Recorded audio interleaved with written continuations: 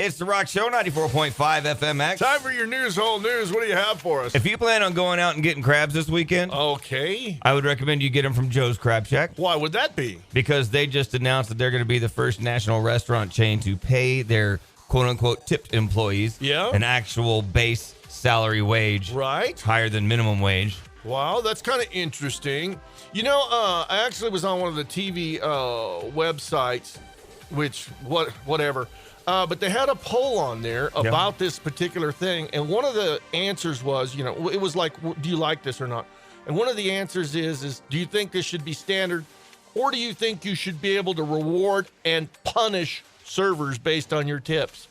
And I'm like, punish? Yeah, here's the thing. If you go into, say, a clothing store, Right. and the people there ignore you and don't help you the way you want, Right. do you then get to walk up and say, I'm only going to pay you $5 for this $100 pair of jeans? That's exactly my point. Thank you for making it for me. Yeah. I don't know about the whole punish thing. That's ridiculous. To go in thinking, well, if I don't like this, I'm going to punish. Maybe you go a little close to the usual amount as opposed to going over. Right. But come on, man. And here's the thing. I had somebody post something when I shared this, and they said, well, there you go. Some of these people are making $40, $50 an hour. Now they're going to make less. Right. This isn't saying that you stop tipping. Right. You don't have to stop tipping. They're still bringing you food, and if they do a good job, why not leave a few extra bucks out there? Right. This is just saying that they don't have these employees no longer have to rely solely on tips to survive.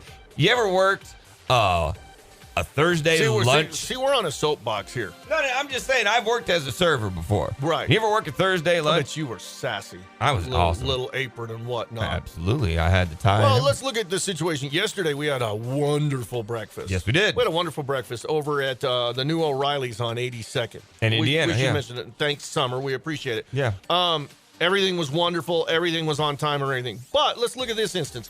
Let's say you have a situation where maybe the cook is snowed under. Yeah. Or the cook is...